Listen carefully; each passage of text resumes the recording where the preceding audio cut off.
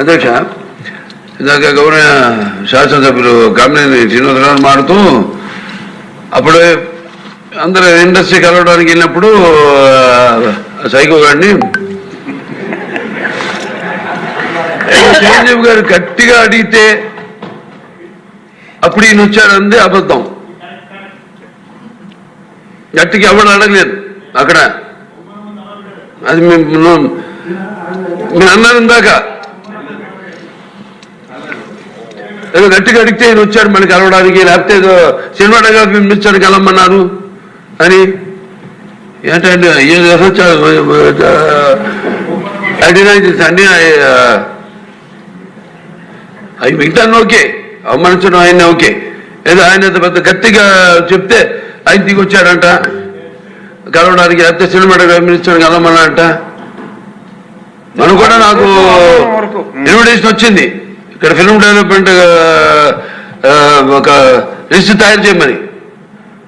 నాది 9వ పేరు వేశారు.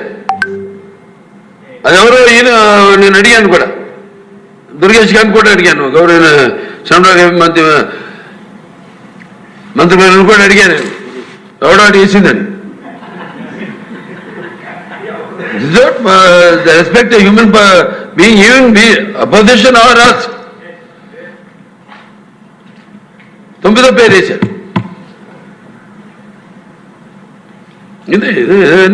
అదేదో గట్టిగా ఎవడు అడిగాడు, గట్టిగా అడిగితే పంపించారు లోపలికి, వచ్చాడు ఈడు కలవడానికి. Sorry, I want to clarify this. No, very good, sir. Nonsense. గౌరవనీయ ఈ అసెంబ్లీ ఇష్యూ అయిన తర్వాత చిరంజీవి గారు ఒక ప్రెస్ ఇష్యూ రిలీజ్ చేశారు అనమాట. So no one insulted me, in fact నేను మీటింగ్ జగన్ అని. సో జగన్ గారు నన్ను ఇన్సల్ట్ చేయలేదని చెప్పేసి చిరంజీవి గారు on record he release a press statement.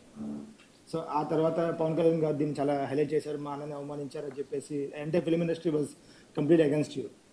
Anything to tell about this? ఏం జరిగింది ఆ రోజు? So what made the completely portraying you in wrong way? పని పాట లేని కాన్వర్జేషన్ను బాలకృష్ణ అనే వ్యక్తి తీసుకొచ్చాడు అసెంబ్లీలో.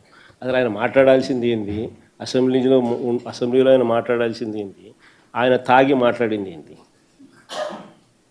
అసలు తాగినోని అసెంబ్లీకి తీసుకొని అసెంబ్లీలో మాట్లాడిచ్చే కార్యక్రమం చేస్తున్నారు అని అంటే స్పీకర్కి బుద్ధి లేదు. తాగినోడు ఆ మాదిరిగా మాట్లాడుతున్నాడు అని అంటే ఆయన సైకలాజికల్ హెల్త్ ఎట్లుందో, అసెంబ్లీకి వచ్చి ఆ మాదిరిగా మాట్లాడుతున్నాడంటే ఆయన సైకలాజికల్ హెల్త్ ఎట్లుందో ఆయన క్వశ్చన్ చేసుకోవాలి.